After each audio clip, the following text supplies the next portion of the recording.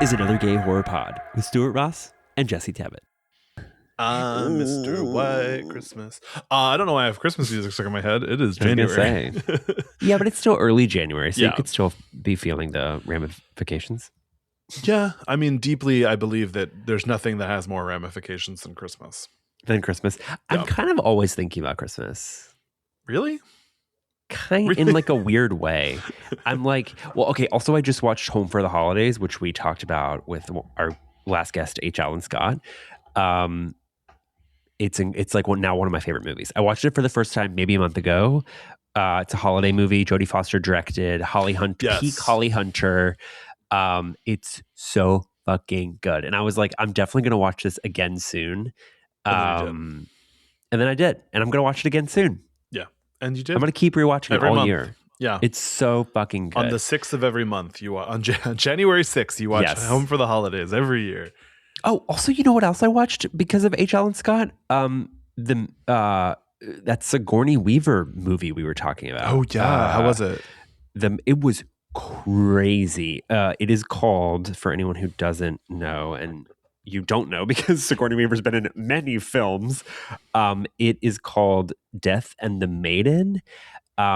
Highly recommend. Controversial, directed by Roman Polanski, but Sigourney's incredible. And it's almost hard to describe because for the first like 30 minutes, it's difficult to figure out what's going on. Yeah. And then the movie sort of unfolds. It's as you love to say, it's a chamber piece. Would I love to say that, or would you love to say that? You're right. Would love to say. It's kind of one location, originally based on a play, and which makes sense. You can feel that, but highly recommend. Thank you, H. Alan Scott, for pointing me to Death and the Maiden. I'm good on you for watching 2 movies in the time since we recorded 3 days ago. I know. I watched Army of Darkness, the movie we're talking about today. I actually watched it over Christmas. I still haven't watched the first 3 episodes of The Pit. Girl, only the first one is out, which kind of thank God, because Traitors had 3 episodes. Yeah. I'm so tired. Kind of doesn't. Usually HBO Max does do a 2 episode. I thought it was premiere. 3, but or 3. Yeah, you're lying to me. So, are you telling me the truth? I think what I'm gonna do, because I waited until the last one was all out and then I binged it, which I rarely do. But this show is so, what's the word? Propulsive that I prefer, because it's like hour 1, hour 2, hour 3. I like the week-long rest between the episodes. Same usually, but like I said, this show in particular, I'm like, I need. Let's keep it going. Let's keep it moving. I like just being like, remember TV? Here we are again. Yeah, we're back. We're so back. I think I'm gonna wait until maybe like a few episodes are up at a time, and then I will. Yeah, watch. I like a couple. I like a 1 or 2. I don't ever want 3 of something. Maybe I'll do 2 at a time. So I'll wait a couple weeks. Yeah. If I can. If you can. If you can hold back. How are you doing? How's your life? I'm okay. I feel okay. Like I said, I've been watching a lot, which has been healthy for me. I love to watch things. Yeah. I saw Terminator at midnight at the Vista last week, and it was so fucking good, dude. I know. It was really, really good. The print looked great. Did I tell you what Chris got me for Christmas? No. He got me a membership to Vidiot's. That's wonderful. So we'll have to do some screenings there. I'll have to look ahead in February and see what movies they're doing, and because I love that theater and my new apartment's really close to it. I haven't. Oh, that's amazing. I haven't been to. That's a great neighborhood. Yeah. I haven't been to Vidiot's nearly as much as I should as a film goer. Yeah, I've only been like a handful of times. Well, you don't have a car, so it's. I don't have a car. The Vista is sort of advantageous to you because it's and the Vista is like such a nice theater. So. A quarter of a mile away from your apartment. Yeah, and so is the Louis Villas, and like the Egyptian is easy to get to by train. Yeah. So, but that's so exciting! Congratulations. Yeah. You should start doing what? I don't know.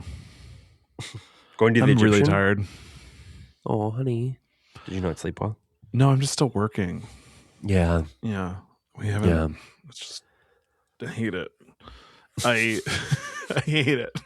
I've been seeing a lot of those memes recently. That's like it's like people crying, and it's like me clocking into the job that I like begged for, or like me I literally into posted that.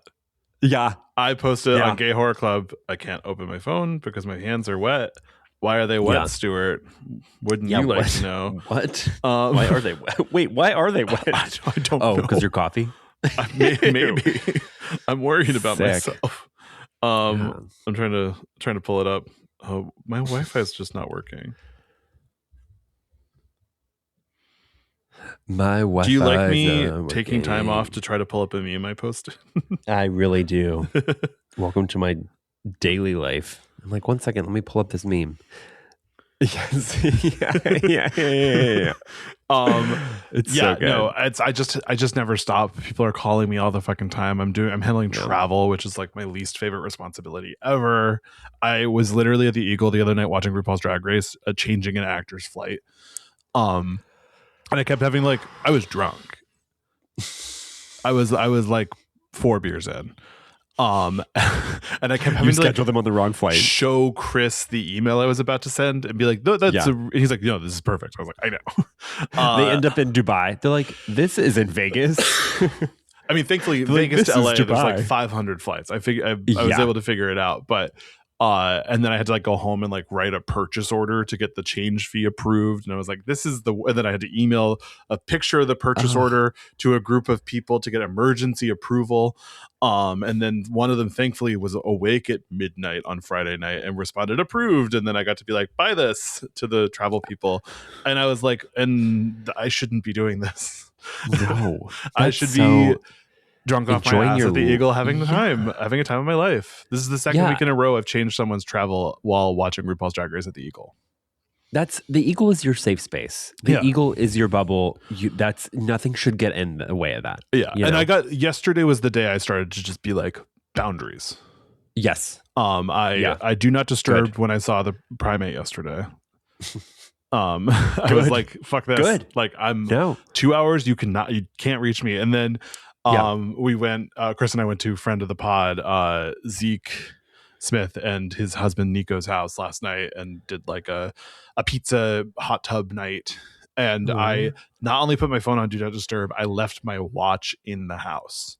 Smart. My Apple Watch. Smart. So I was like, you cannot reach me. It is 7 p.m. on a Saturday night. If you have a problem, I can't fix it. I'm in water. Yeah, I'm in water. I can't talk. And smart. And I was like, this is healthy. Because my boss, healthy. George, whose house we did our Summer Slashers photo shoot at, he even on Friday was like, hey, are you going to be able to take a day off this weekend? And I was like, oh, I'm going to do some work, but I don't know if I'm going to charge you for it because it's not going to be a full day. And he was like, no, I'm actually just worried about you. Yeah. And I was like, nuts. Oh, is it bad that I haven't had a day off since the 25th of December? That's crazy. Yeah. That's and crazy. He was like, yeah, you should be able to take a day off. And I was like, okay, I'm going to try. Sleep. I still worked 4 hours yesterday. But I mean, I was up working at 7 this morning. But it's almost over. By the time this comes out, it's actually, I think on the free feed, it will be done. The whole job. You're going to have time to decompress soon. So I'm going to need it. I'm going to need to. I just want a day where I can just sit and watch 6 Hellraiser movies. I was thinking about that the other day. I'm like, remember when Stuart watched all the Hellraiser movies? And actually, 10? That I should have been put in a 5150 for that. Yeah. Yeah. Someone should have checked me into a rehab for emotional distress. You took one for the team. I only watched the Doug Bradley ones though. I didn't, because there were 2 more that are not Doug Bradley that just existed to keep the Weinstein's rights to the Hellraiser franchise. I didn't know that. And those I didn't watch because one of them cost $100,000, and I'm not doing that. No, that's not money. I spent more than $100,000 in one day this week on travel. I don't. A movie should cost more money than that. Yeah, Jesus. I was thinking about what's the one where they go to space, or what's the one that starts in space? Hellraiser Bloodlines, it's and then goes back to Adam Scott in France. And that's a really underrated. That's a really underrated one. So, and didn't they release a longer work print cut? So, yes. But it's a VHS rip. So you have to be down for the journey you're on. I did make Chris watch it this fall. Okay. I was like, hey, do you mind if we watch Hellraiser Bloodlines? And I didn't explain what version of Hellraiser Bloodlines we're watching. And I think like 10 minutes. And he was like, why is this like full screen and had like the timestamps on the bottom? Oh my God. He's like, is this like, a oh, VHS? this is like a work print cut. He's like, God. On a Blu-ray? And I was like, on a 4K Blu-ray. Yeah. How long is it? Is it over 2 hours? I think it's just 10 minutes, 10 hours longer. 10 hours? I think it's just 10 minutes longer, but it's restructured. Love it's that. Structured in a different way. Should it's I good. watch it? It's I don't know if I can ever fully be like, you should watch the VHS rip of a work print cut of the fourth best Hellraiser movie. I know, because it's like it might be structured better, but now it's distracting because it's a work print cut. You know? Yeah. And it's good. I love the like process of making a movie, and we actually not to do a really good job of pivoting to our podcast, we accidentally watched different versions of the movie we're talking about today. We did, which is we totally did. Army of Darkness, Sam Raimi's Army of Darkness, the third of the Evil Dead franchise. Yep. And like when we were sitting down today, I was like, I think we probably just watched different versions. I didn't. I don't think they're radically different until the end. Though. They're not. No. They're not. I kind of going through the comparisons. They're really just extended. Like truly, like a couple of seconds. Like scenes are just extended. Yeah. Not really story wise. They're just like longer battle scenes, longer romance scenes, longer. What I'm gonna say from the version I saw, I didn't need more. Yeah, I enjoyed this movie, but this movie was tight, and it needed to be tight because it is so silly that it doesn't need to be 10 minutes longer. This is even more of a comedy, I would say, than two. When this is not a horror movie. I think this is our first full not horror movie we're discussing.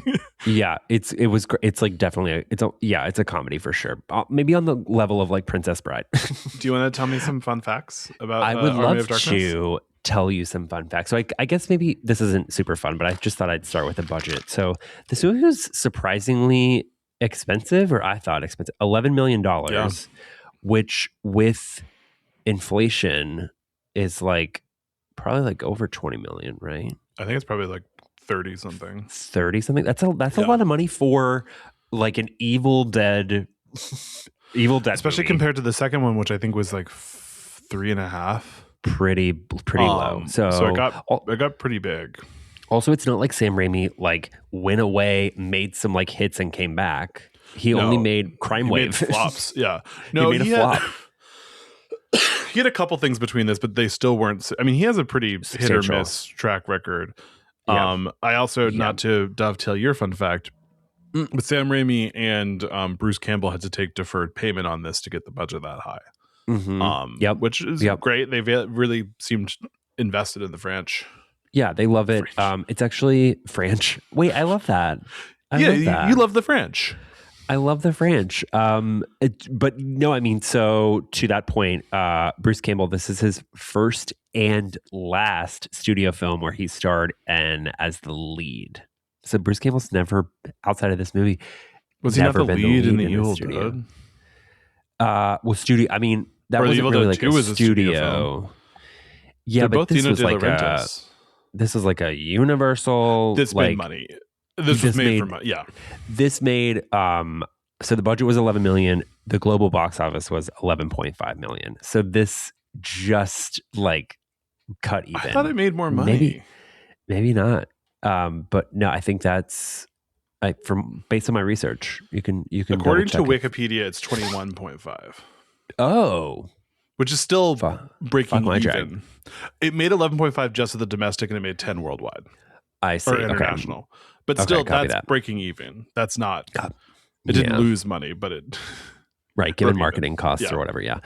A couple more facts. So Sam Raimi is known for coming up with like dialogue on the spot, and he came up with "Give me some sugar, baby," just before the scene was shot, which is one of Bruce Campbell's most iconic lines in the movie, in the series. Yeah. Bruce Campbell thought it was the stupidest thing he'd ever heard. And so he said it with gusto. Yeah, but Sam Raimi insisted that he say it, which is amazing. And it's so good. It's so Ash. It's so defining Yeah, Ash is great. So speaking of Ash, the Deadite Ash fights in the pit the Deadite, the Ash fights in the pit was known as the pit bitch to the cast and the crew. Oh, that's a little bitch. Derogatory. Yeah, the pit bitch. That was one of my favorite sequences in the movie, and we'll get into that. But moving on, did you know Bridget Fonda was or is Linda in the beginning? Yeah. So when they're showing like the third actress who's played Linda, I think. Yeah. Well, in the beginning, and I guess in the end, which might have been the cut that you watched. In one of the cuts, he goes back to like the grocery store. Yes. Yeah. And so the main difference is there's two completely different endings. I did watch both endings. Okay. I went on YouTube. Okay. I always, if I know there's a different ending, I'll watch the different ending. Okay. Copy that. She's also married to. Yeah. She's married to Bridget Fonda, to Danny Elfman. Yes. Who scored this movie? Yeah. Ooh. Oh, yeah. No, that sounds right. Yeah, he scored this movie. Yeah. He scored most of Sam Raimi's movies. Yeah, because he did the Spider-Man movies. Yeah, I think allegedly they had like a brief like falling out though, and then they made up. But this is maybe my most liked fun fact. The Japanese title for this movie, inexplicably, is Captain Supermarket. Because Ash works at a supermarket. S-Mart. Yeah. I do love that. I do too. Smart. I think S-Mart is was an actual chain. Maybe. I'm not gonna, you know what? I'm telling myself that. I'm not going to double check it. Telling myself S-Mart actually existed. And I'm not going to look that up. You're telling yourself lies. I'm telling myself lies. I'm choosing sure to believe there was a place. Oh, it is a grocery store chain. Okay. It's called S-Mart. It's real? Or was real? It's a Mexican grocery store chain in Mexico. There we go. So Mexican icon Ash Williams. Yes. Yeah, exactly. Captain Supermarket. My favorite Captain. Supermarket. And honestly, that's what I'm going to start calling you. Yeah, after Captain. Oh, no, I'm sorry. Before I actually Captain can't America. imagine you grocery shopping. Do you grocery shop? What is that supposed to be? Yes, I literally went to the store 2 days ago for like chili ingredients. I made chili yesterday. Sorry, your fridge is just always so empty. Guess what, honey? It's full. Kind of, sort of. I wouldn't say full, but I hosted book club last week. People brought things, drinks. Yeah. So it wasn't because you went to the store and filled it. It was because people brought stuff and filled it, and then you also made chili.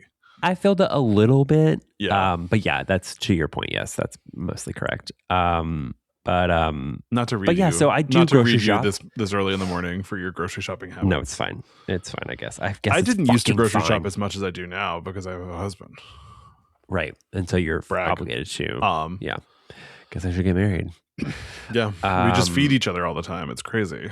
I love that. But in terms of notable trivia, I think that's sort of all I put together. This was less trivia movie. It was a more sort of traditionally made movie than the last one.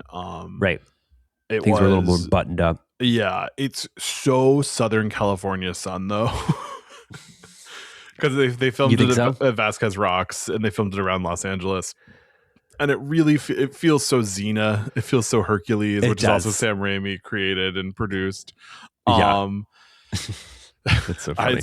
So if we're gonna hop in, my first note is big twist. Ash works at a store. Yeah.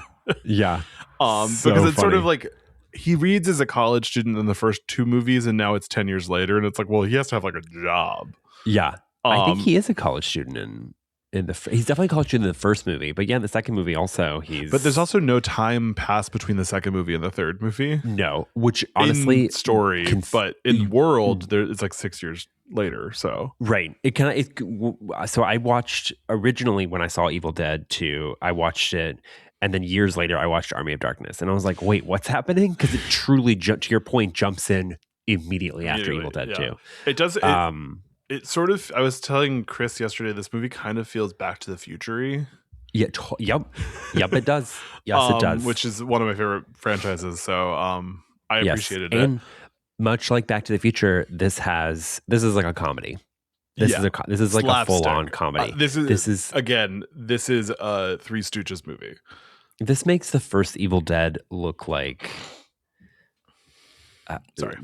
Drag Me to Hell. Like, I don't know, like it's. I mean, well, Drag Me to Hell and the first Evil Dead are very similar. Well, and the first Evil Dead makes this movie look like Multiverse of Madness.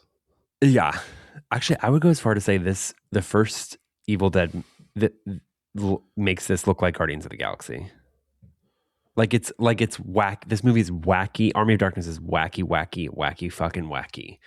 So, it's full on Bruce Campbell goon face. It's full on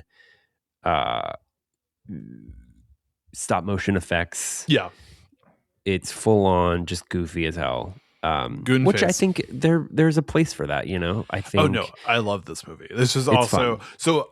I think I had seen more of this movie than I had seen of Evil Dead 2, but I had never seen this full movie. This is one of my my brother-in-law's favorite movies. So really? I think it was playing a lot when I was a kid. This is a very brother-in-law by a kid, I do mean movie. like a high school student. Like I was not a child. Was I ever truly a child? I don't know. I was just, as much as you can't picture me in a grocery store, I can't picture you as a child. No, I always just, I mean, I didn't have a beard until like 7 years ago. Really? Couldn't grow it. Didn't connect here. I had a beard. Still sort of like doesn't early connect. in college. Yeah. I've had a beard for as long as I can. It gets because it's red. And blonde. Just an unsettling combination of hair colors on my face and head. What are we talking about? We're talking about Army of Darkness. Evil Dead 3, Army of Darkness 2. Your brother-in-law's favorite movie. Yes. So I just wrote that the Army of Darkness logo looks like cum. It does. It for sure I think it's supposed to be spirits, but I mean, it's cum is sort of a spirit. It's kind of hard to read. Like if you were going into this movie blind, not knowing what you were watching, I would be like, what does that say? Well, and it also it sort of is like confusing. Mm-hmm. Because it's like Bruce Campbell and then it sort of says Evil Dead and then just says Army of Darkness. Yes. I think they're like really trying to land what you're watching.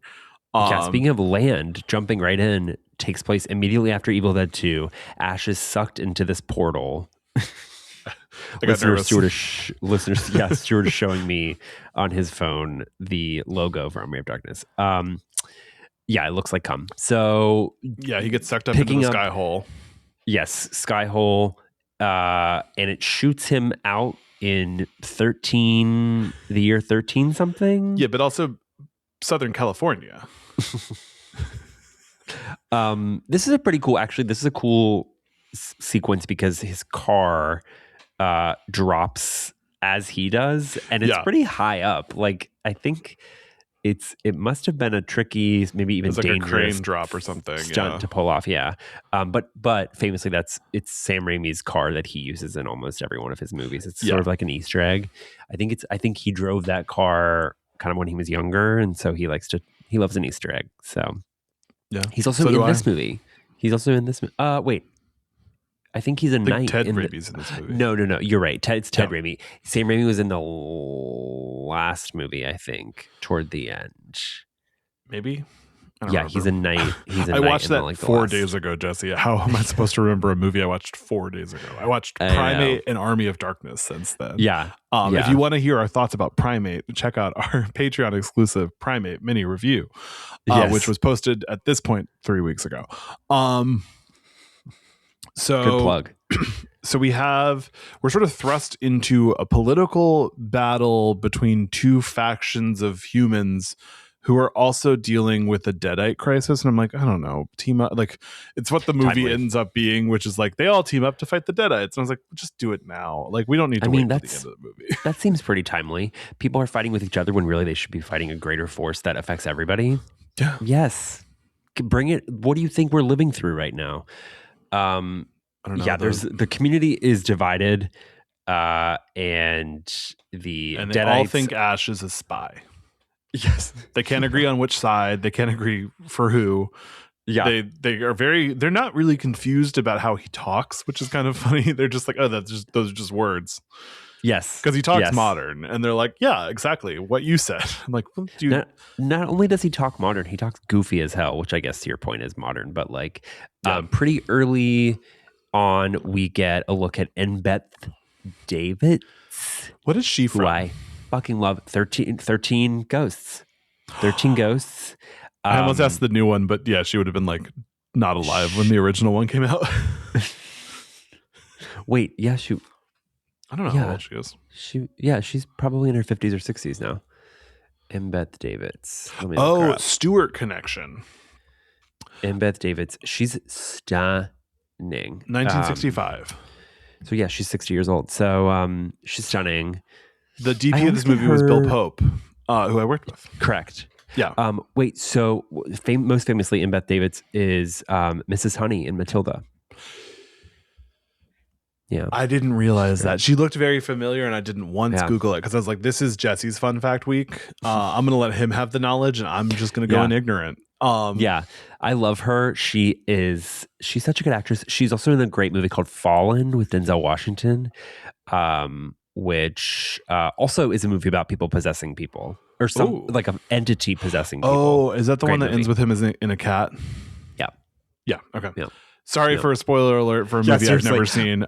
Great movie. Everybody, you should watch it. Is that how does it end this way? Yes, it does. Sorry, I've never seen it. I only know the ending. Fine. That's the only thing I know about it. It's fine. And honestly, you come to this place for spoilers. Yeah. Not magic. Spoilers. So they throw him down into a pit, a deadite pit. What were they called? What did they call this old lady? The pit bitch. Pit bitch. Do you know that's a lot of people's nickname for me, and I don't like it. It is? No, I'm just making shit up. I'm just being a silly little goober. You know what? I sounded surprised, but I believed that. Yeah, you're like, you spend enough time at the Eagle, they're calling you Pit Bitch. Well, also, you like The Pit, the show The Pit. I do love The Pit. So I think that the name The Pit Bitch is applicable, very applicable. Should we start a podcast called The Pit Bitch where we just talk about the pit with our armpits Maybe. Up? Pit Bitch. Oh my God. The whole time our armpits are up and we're just talking about pit recaps. Wait, that's kind of a good idea. The Pit Bitches. Yeah. If you would like us to talk about the pit while holding our pits open, I don't know, Venmo me $10. Yeah. Venmo me $10 and then let me know. Yeah, and then we'll record an episode, and every time someone Venmos us $10, I like doing all this work for a $10 Venmo. I know. Venmo me $100 and we'll do an episode. Yeah, let's get pit real. Pit bitch pod. They throw him down in a pit with the pit Army bitch. of Darkness ahead of its time. And he fights her, and then spikes start to come towards him. They turn on the spikes. Yeah. And then finally an old man throws down his chainsaw and he's able to kill her. Remind me, I don't remember how, his chainsaw crashed along with him when he floated, I think, through the dimension. What are you doing with your face right now? I don't know. I was like, I can move my face weird. Sometimes I forget that I forget that I can see my face while we're recording via Zoom, and then I get distracted by my face. My parents used to, when we went to restaurants, not be able to place me facing a mirror because I would just stare at myself the whole time. And now I live in LA and have a podcast. Sometimes I forget that I have free will and I can just do anything I want. I don't have free will, so. Oh yeah, you're married. Yikes. Yeah. Someone has a voodoo doll of me, and they're just like throwing me around and making me podcast. And they have a voodoo doll, and they make it face a mirror every couple of years. They just put it in front of a mirror. That's crazy, Stuart. That's a crazy piece of lore. We haven't really gotten a lore drop from you in a while. Yeah, no, they used to not be able to place. I feel like restaurants used to have a lot of mirrors. I don't know if they still do. I haven't noticed because I now am a little bit less. I'm somehow less self-involved than I was as an actual child. My parents couldn't place me sitting facing a mirror because I would never talk. I would just watch myself. You walk into the restaurant and they're like, right this way, and then they take you to a table with a mirror, and they're like, oh, not this one, this one. No, then my parents would just sit me away from the mirror. That is, I don't know what to tell really you. Wild. No, that's all you need to tell me. I don't need any other context. This is what has made me. This is why I'm here. I'm a pit bitch and a mirror bitch. Yeah. And when we're recording via Zoom, I can see myself and it's a little distracting and I make funny faces. That was wild. I thought it was like a muscular twitch. Okay, you don't need to do it. Stop doing it. It's kind of freaking me out a little bit. Now you know how I feel about your noises. No, that's a different type of freak out. You can close your eyes. I can't close my ears. Okay, that's fair. Yeah, that's totally not fair. yet. I've been working on that muscle though. I don't know. I'm so tired. I'm not going to acknowledge that. This may be our silliest episode. We're 30 minutes in, and we've talked about the first scene.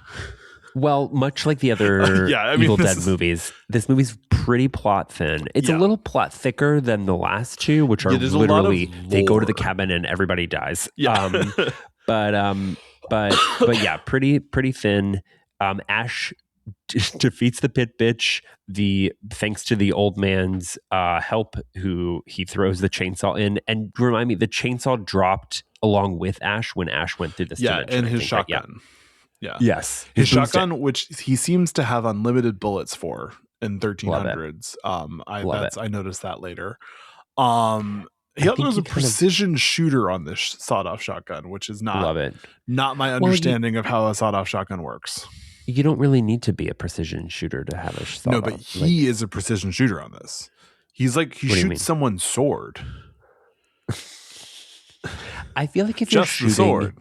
I feel like if you're, I see what you're saying. He's not a sniper rifle. Like everything is getting blown up if you're shooting a shotgun. If you shoot someone's sword with a sawed-off shotgun, they explode. Yes, yeah, because the bullets go. Right. It's not a one bullet. It's not a. No, it's a pile of bullets. It's a spray. Yeah. So he gets out of the pit. He's pit free. Yes. He chases the sort of bad knights away, and then he goes to the wise man who gave him the chainsaw, and he's like, okay, how do I get back to the future? And he's like, we had to go 88 miles per hour. No, I'm sorry. I just watched. My nieces wanted to watch Back to the Future while I was home, and so we watched it. So he tells him he has to go into the woods, say a magic code, and get the Necronomicon. And he also says, sort of as referenced in Evil Dead 2, Ash himself is destined to be the killer of the army of the dead. Right. Everyone's pretty shook that he defeated this pit bitch, because the pit bitch was like undefeatable. The community's worst enemy. So everyone's like, oh my God, obsessed. Yeah. Obsessed with you, Ash. Like we used to be obsessed with the pit bitch, but now you're a new pit bitch. Ash is the new pit bitch. Ash should have been called pit bitch. He gets like a metal hand, a fully robotic metal hand. Loved this sequence. We get a montage of him making the hand. It's very good. I love in a movie when they're like, it's too complicated to film him not having a hand, so we're just gonna put a fake hand on him. I love one of my favorite devices in movies is like a effective montage. Yes, like I love a montage. I love a montage set to like getting ready montage. Yes, which is more or less what this is. Yeah, I need to get my I feel like they used to do them on Buffy all the time, where she's like, "This is my pile of steaks, and this is my mini skirt, and now I'm gonna go kill vampires." Yeah, this is akin to that for sure. Love that vibe. And so he goes into the woods to get a Necronomicon. This is where he shoots a guy's sword and with his sawed-off shotgun and just hits the sword. He also then shoots just a dead eye again with a very high accuracy from a shotgun. He kisses Sheila and rides off into the desert of England. Where are we? This is, I think you're skipping ahead. I think, so after he makes, this is kind of minor, but maybe worth noting. After he makes the arm, there is kind of like a sequence where a Deadite sneaks up on everybody. Yes. And they kill it, but not before the Deadite sort of like letting them know like how valuable the Necronomicon is or something. And she says, you're never going to get it. Yes. And then also sort of during this time, Embeth Davidtz warms up to Ash a little more. I think she was like really averse to him at first because she was like, "Who's this bitch?" Who's the new? She warms bitch? up to him, right? She warms up to him pretty quickly, so much so that they like have sex in the next scene. Yeah, they like in the director's cut, you see some titties. So if you, I don't think there were titties in the not director's cut. Yeah, so directors, if you want to see some titties. Embeth Davidtz titties, director's cut, Army of Darkness. Let's fucking go. Yeah. So yeah, like you said, sorry, fast forward, he rides off into the desert seeking out the Necronomicon. Yeah, the deserts of the British Isles. Mm-hmm. A famously arid island, not rainy at all. Right. Right. I don't know why I'm being mean to this movie, but they did what they could do. Yeah. They did what they could do. It's also, so the Necronomicon will allow him to get back to his time. But I do. Oh, I love the shaky cam, but horse shaky cam. Oh, we're following him. It's like we're usually following the 73 whatever car, and then now we're following him on a horse, but it's still the same style of movement. Yeah. This movie's really funny. Like it is. It's fun. It is such an interesting swing. Right. From if you go like. I always love in franchises where it's like if you show someone the first and then like one way later, and you're like, make sense. Yeah, like if you show someone the first James Bond movie and then you show them like Moonraker where he's in space, and there's no movies in between that, and you're like, what happened? What's going on? This is very that, but Speed Run, where this is just the third movie from the first Evil Dead movie. This jumps real quick. This is also much like Evil Dead 2. This is also a very good showcase for Sam Raimi's like filmking techniques. Yeah. Like when he has more money, there's miniatures, there's claymation. It's just really it's a kind of a love letter, I would say, to the like Clash of the Titans or like all the old swords and sandals. Stop motion skeleton. What's that stop motion skeleton? Jason the Argonauts. Yeah. And it's really fun, and it's sort of like the references. Like my dad showed me all those old like movies when I was a kid, and so this is like a love letter to those, and then a love letter to sort of B movies, and it's just a great. I'm glad we've had more Evil Dead movies since then, but it is in a lot of ways a really great into the trilogy. Yeah, like we talked with H. Alan Scott. I think one of the reasons I love this series, this franchise, is it allows for every director who takes the reins to like put their own stamp on it. Yeah, and like this movie couldn't be, or the original trilogy, I should say, couldn't be more different from Evil Dead 2013. No, I love that. Or Evil Dead Rise. Rise. I think it works really well too because you have Sam Raimi gives his blessing on these new movies, and he's involved to the extent he wants to be involved. But you have these 3 movies that are his stamp. Right. And you don't really, I would love to see a new Sam Raimi Evil Dead movie if he had one in him. Yeah. But I'm not like missing him. I think we have the perfect amount of Sam Raimi Evil Dead movies. And then other people get to take a lot of the tone and a lot of the lore and sort of make what they want to make with it. And it's less precious than a lot of horror movie franchises are, especially modern day, where it's like, I don't know, like those 3 movies to then make Evil Dead 2013, which is very referential to the original trilogy, but doesn't feel beholden to it. No, it takes the same bones, tells a different story. Yeah. Different characters. It doesn't feel like it needs to be like, well, this is the new Ash Williams. We're talking about that next week. I don't think we need to get that far ahead of ourselves. We can talk about Army of Darkness this week. Yeah.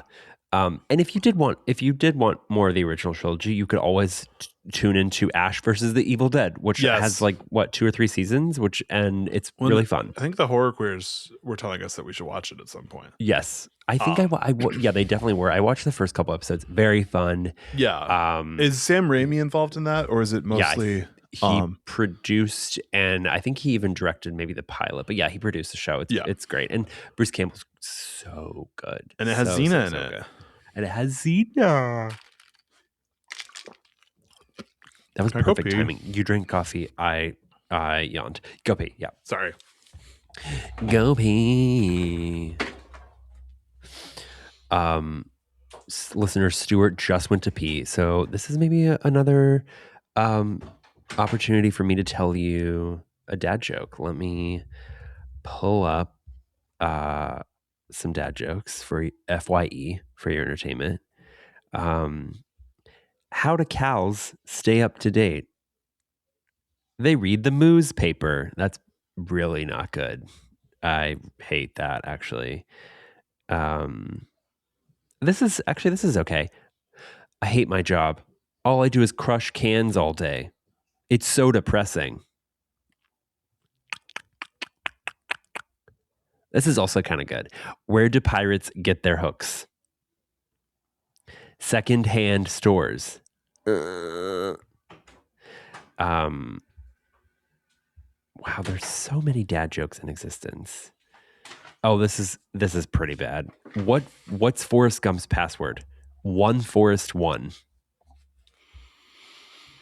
Do you remember Empire? The TV show? Yes. Oh my God. Yeah. How can I forget with Jesse Smollett? I have a song from it stuck in my head right now, and I feel insane. Why? I don't know. What? How? You know what? It's one of the ones Jennifer Hudson sang on the first season, and it's actually a song that has been in many of my playlists since then because I really liked it. Okay. Sometimes my brain. Sometimes the why doesn't matter, Yeah, well, it's sometimes like her mind derogatory about me, where it's like the places her mind will go bad. That's fun though. It could be way worse. It could be way worse. Yeah, it could be way worse. I was thinking. Actually, that seems serendipitous. I was thinking about yesterday. Have you seen Sex and the City, the movie, the first one? No, Jennifer. I've only seen the second one. It's pretty good. The first one's pretty good. Compared to the second one, the first one looks like The Godfather. Jennifer Hudson has a song. Oh wait, on the no, first I have one seen this movie because she gets the ugly purse. She gets the ugly purse, but she wrote an original song for the movie called "Dressed Up" or like "Dressed in Love." I think it's called. Yeah, it's so good. It's fucking so good. So Anna Land, friend of the pod, she wrote her senior thesis in college about rom-coms and the misappropriation of like products and consumables as love. Okay. And one of her key points was how there is just no emotional connection between Carrie and Jennifer Hudson's character, but we're supposed to believe that there is this emotional connection because at the end of the movie she gives her a purse. It's very Carrie. It's very Carrie. But it's like a lot of movies like that. There's like stuff replaces love. Right. She explained it better than I'm explaining it right now. But that's why I saw that movie, because we lived together. Good on her. Because I mean, that speaks to kind of a pillar in Sex and the City, because it's like Carrie is so materialistic, but it's a show about like finding love. So that's excuse me, the Jennifer Hudson song was called "All Dressed in Love." And honestly, what more I love Jennifer Hudson. She's great. She's really great. Okay, Army of Darkness. Stuart took us off subject again after he went to pee. Do you think Jennifer Hudson has seen Army of Darkness? No. Do you think Jennifer Hudson knows what Army of Darkness is? No. Do you think Jennifer Hudson has ever heard of the Evil Dead franchise? Yes. Do you think Hudson, she knows what it is? No. I think she's heard of it. Do you think Jennifer Hudson's would go on the podcast? Do you think Jennifer Hudson knows she definitely doesn't know who Sam Raimi is. Actually, she might know who Sam Raimi is. I feel like okay, so she does know who Bruce Campbell is because she probably loves Burn Notice. Oh my God. Jennifer Hudson totally loves Burn Notice. Yeah, she's like a big Burn Notice girl, and like she has like the DVDs.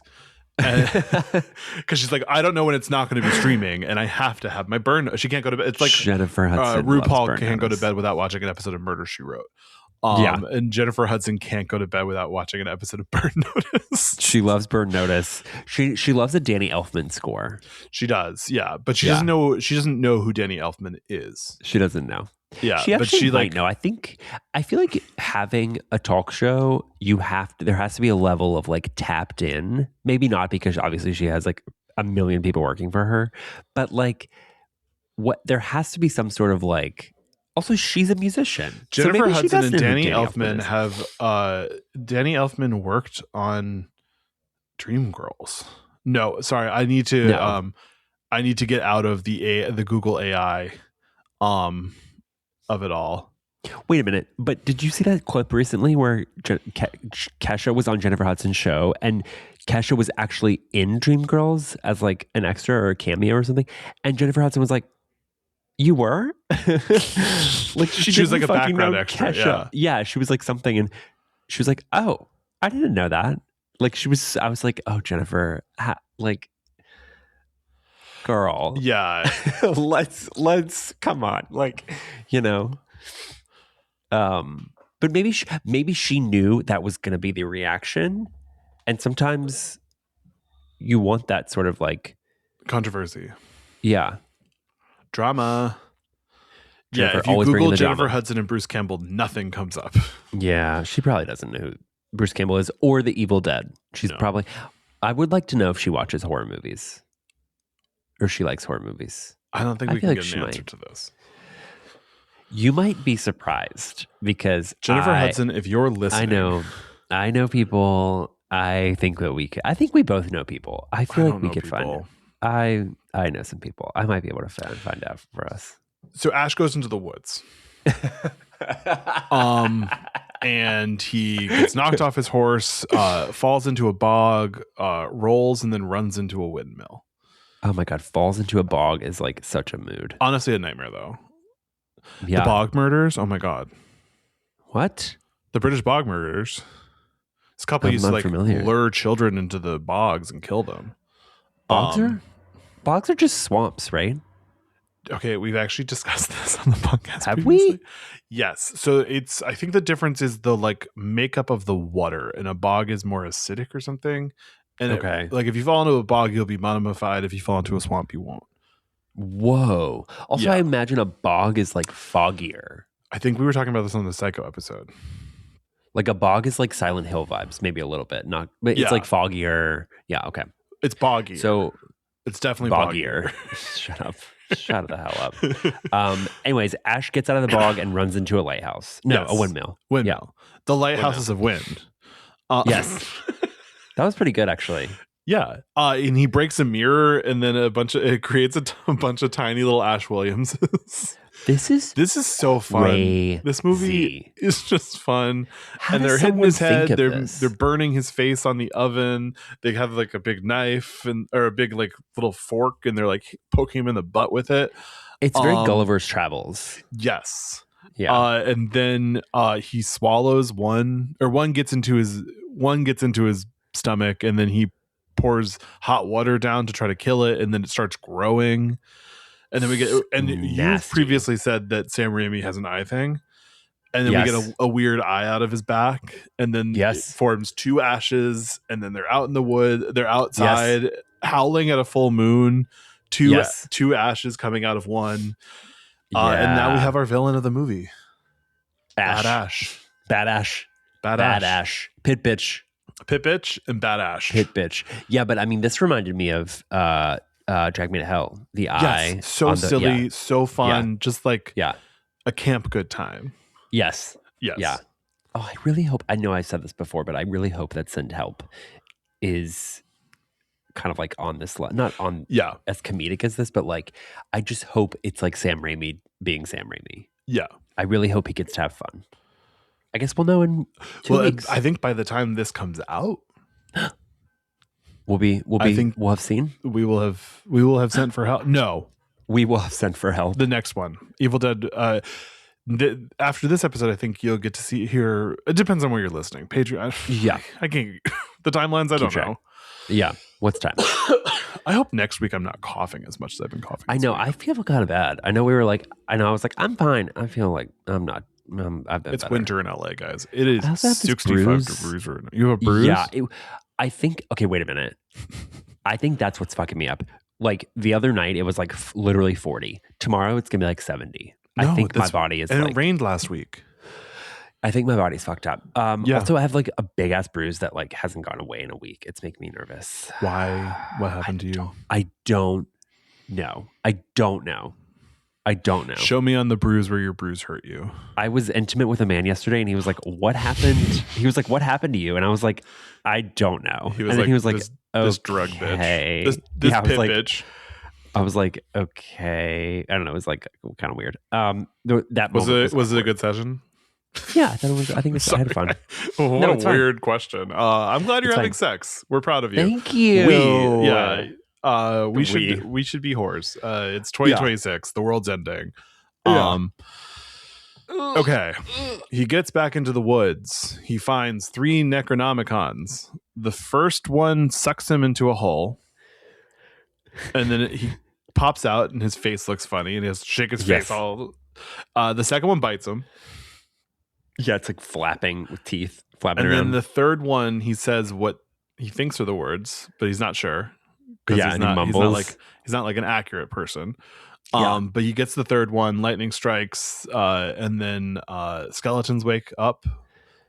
I guess that this is a good time to mention that the old man told him, like, before you sort of take the book where it's stationed, you have to recite these words. And so Ash forgets the words. He like almost remembers, and then he just mumbles the last mumbles the last couple of words. Yeah. He's like, "All right, I did it."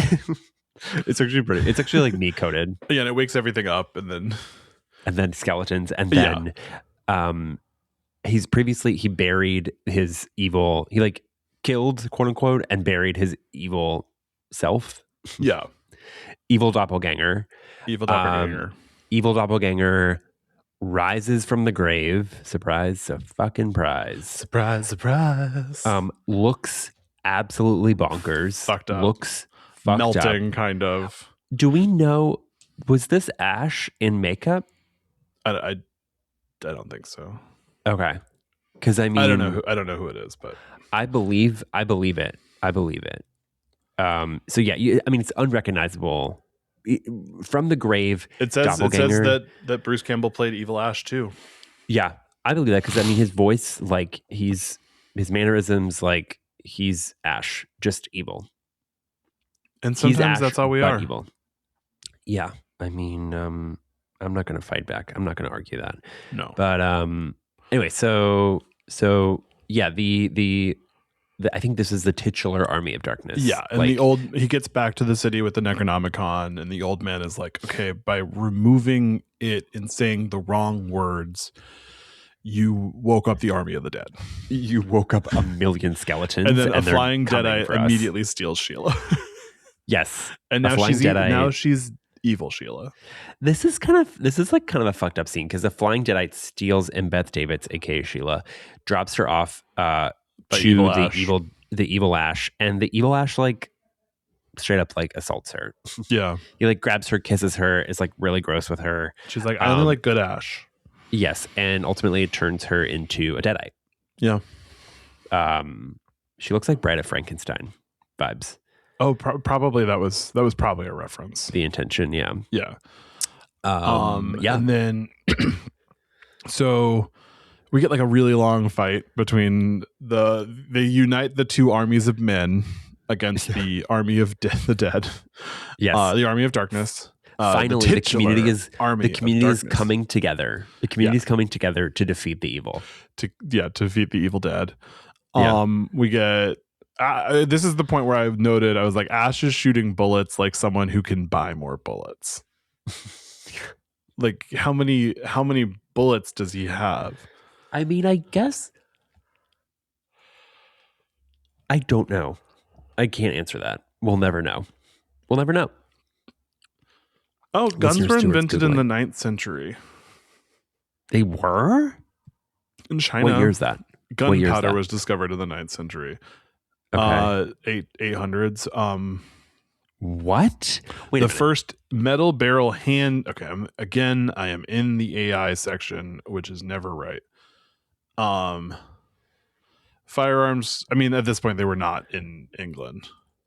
Yeah. Wait a minute. Guns were around in 800. That can't be right. No. Gunpowder. Gunpowder. Yeah. Okay. So how much longer then until guns were invented? They were in use in the 13th century in the Middle East. Wait a minute. You're telling me it took 500 years for them to make them small. To make them small. Yeah. What? Okay. Let me tell you what. If I was around that time, I would have said, you'd have been like, let's get to it. Let's do it. Let's get to them. It can't be that hard. Yeah. Send me back.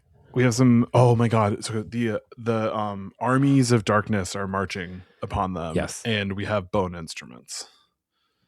We have a bone piccolo. We have a bone drums. I forgot this. I somehow forgot this scene. I did just write bone instruments space exclamation point.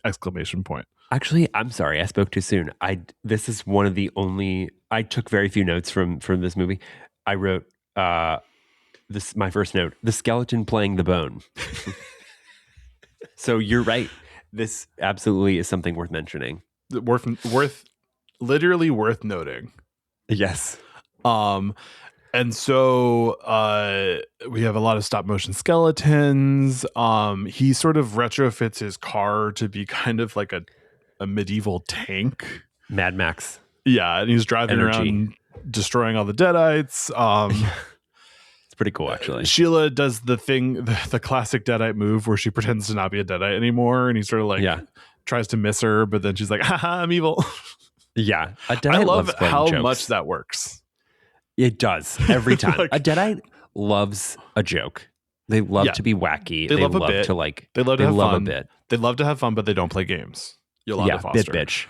Deadites, bit bitch. Pit bitch. Bit bitch. Not pit bitch. Bit bitch. That's a hard bitch. Bitch. Bit bitch. And so not hard for me. I've heard it soft. Sorry, that was an erectile dysfunction. That didn't work. That didn't work very well. I just was congratulating you for having a good sex life, and now I'm being mean about it. What a switch. Yeah. So she turns back into a Deadite, and he kicks her into the pit. And now we get the triumphant battle between Good Ash and Bad Ash. He lights Bad Ash on fire and knocks him off a balcony, and now we have sort of more skeleton Ash. It's never not impressive to me when someone on camera is like fully on fire. Yeah. I'm like, this is so impressive. Feels like a lot of work. Like most of my life is spent trying to not be on fire. It feels like a lot of work and also like very dangerous. Yeah. Like I understand like there's probably a million precautions taken. There's multiple professionals involved, but I'm like, someone's shit goes wrong all the time. On fire. Yeah. I'm like, someone's on fire. Their full body's on fire. They're wearing a suit, but like I'm still shook. Yeah. Well, and it's also this movie looks so good. Especially the progression of 1 through 3, where it's just like, wow, this is like a high budget movie. Yeah. You said Bill Pope shot this? Yeah, Bill Pope, who is the DP on the Pop-Tart movie. Oh, yeah. Yeah. So that's how I know him. Is he a nice guy? Yeah. And I was like, oh, you actually have like a really good resume. A lot of people, I'm like, you're not fancy enough to be fancy, but his resume is iconic. Yeah. He's iconic. He did the Matrix sequels. Yeah. He did I think all the Spider-Man movies with Sam Raimi. I'm dying for him to make another Matrix movie. Like I think the Matrix is like, that series is like, at least the first 3 movies. I'm so obsessed with how they look. The new one didn't look as good, but I liked the new one. Yeah, I liked it conceptually, but I didn't look as good. And I think that really kind of is where I feel some sort of way. I'm like, the Matrix is so visually stunning. Iconic. Yeah, that I'm like, I want that again. Bring it back. Which maybe isn't fair for the filmmakers, to say, but I want it. Anyway, I feel like you should be able to make a movie look good. I don't know why we're like everything looks like Netflix. Everything looks like shit. I know. Yeah. I know. Yeah. Nobody wants to like pre-light shots anymore. It's funny because I feel like this conversation has been coming up a lot as it pertains to heated rivalry, because a lot of, from what I understand, the budget went into like two cameras, but they were really fancy cameras. Yeah. And so as such, they were able to, because they had 2 of them, they were able to do kind of multiple sort of shots and like be a little more liberal with their fancy camera work because they had access to like nice cameras. Yeah, well, and they shot listed. They knew what they wanted to get. Yeah. So back to your point of why does everything which is something look you bad? have to. It's actually something you have to do more when you have less money. You have to decide how you're going to prioritize things and not just like show up and shoot stuff and then turn all the lights on because you don't have time. Right. You have to be like, smart. You have to plan. Yeah.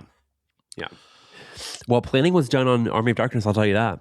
Yeah, a lot of work went into this movie. He does defeat Evil Ash. He sort of puts him on one of those like catapults and then explodes him, which I thought was fun. Yeah. And then he manages also to heal Sheila, and then cast the army of the dead back. Yeah. God, who's doing it like Ash? No one. No one's doing it like Superstore. What was his Japanese name? Oh yes. Fuck. What was it? It was like Captain Supermarket. No one's doing it like Captain Supermarket.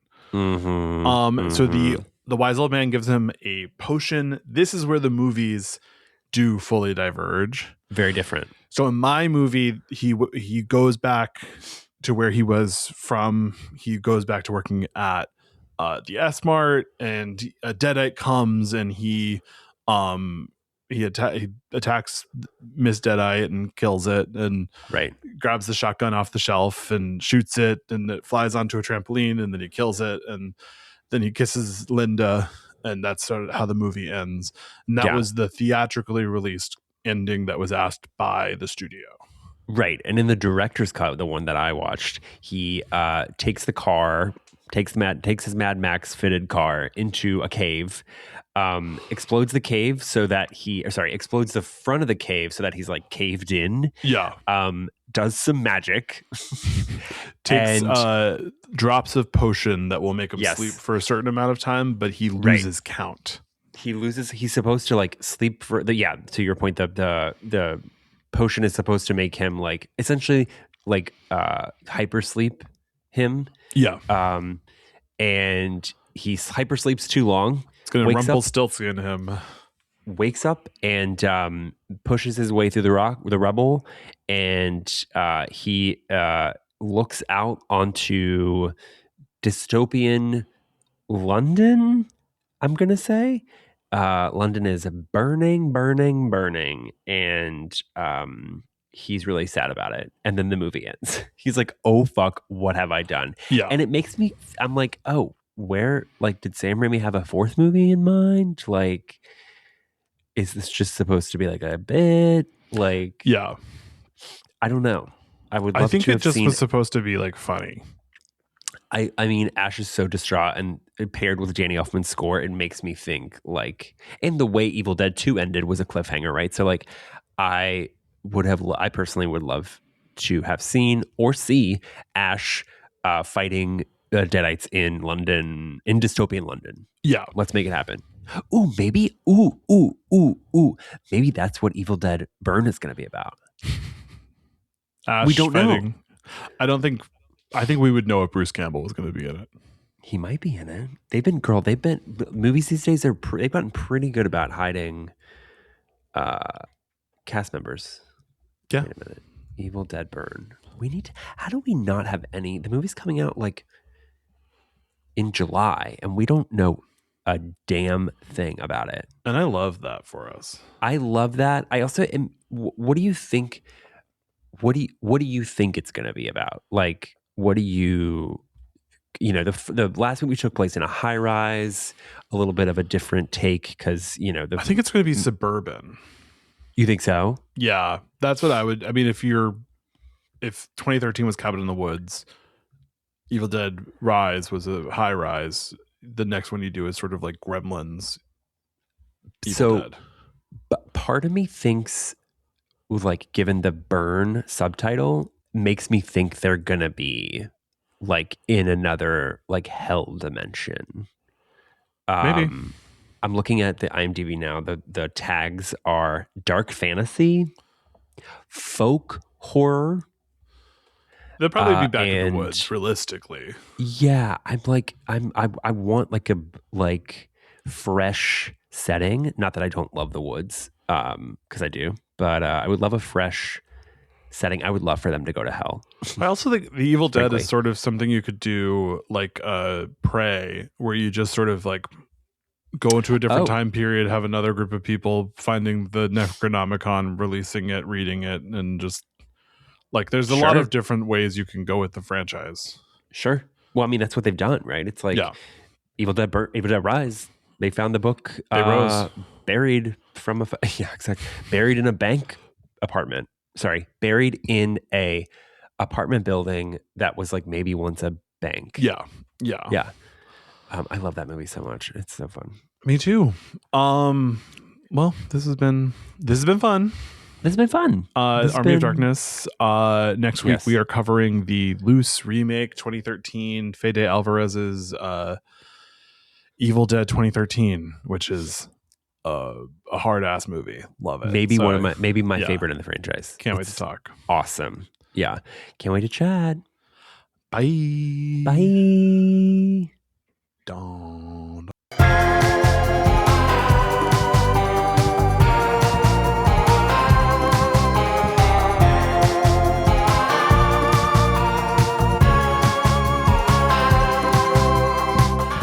This podcast has been presented and produced by Stuart Ross and Jesse Tebbett. Edited by Stuart Ross. All recording equipment provided by Photo Booth Productions. To support our podcast, join us at patreon.com/anothergayhorrorpod.